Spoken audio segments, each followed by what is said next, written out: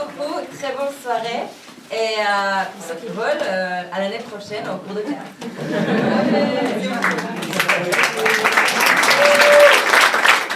זה באמת מעניין שיש לך שוקולד בדיוק כמו שאני רוצה.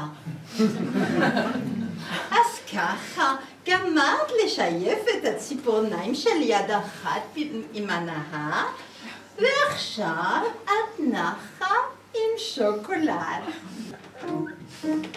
איזה שוקולד שזה היה.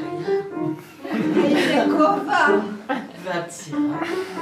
והשוקולד. השוקולד הרג אותי. אני מתכוון, מתי אתה מדביק את שני החלקים של אשתי? אני לא מדביק שום דבר, אדוני. כאן לא נגריה.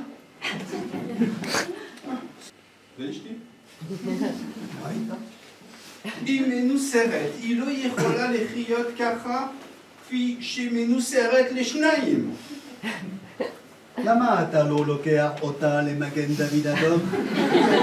לפי התיאור שלך, אני מבין שהיא זקוקה לטיפול רפואי. מדביק את אשתי תכף ומיד! ראשית כל, אל תצעק עליי. מפני שאם תרגיז אותי, אני יכול להפוך אותך לשפן. אבל אתה קוסם! מה זה שייך? לנסר את אשתי לשניים גם אני יכול! אין סוחר, אני כבר ניסחתי.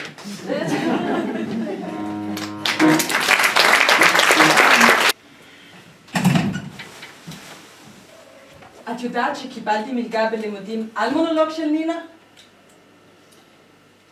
המחיכות של אתמול. משפחה בהפתעה, אולם מלא. מלך הארץ, פעמיים אולם מלא, דרק כזה מוכר כמו נפט.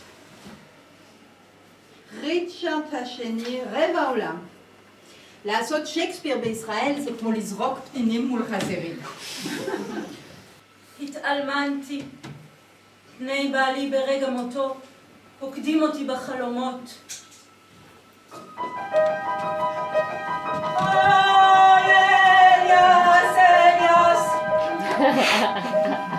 השנים עוברות ופני בעלי מטשטשים.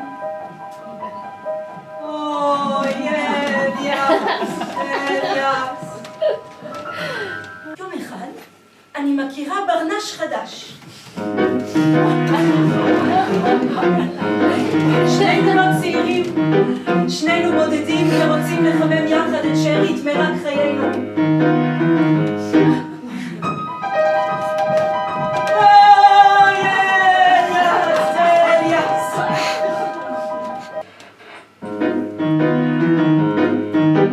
ויום אחד מת גם הברנש החדש ישן.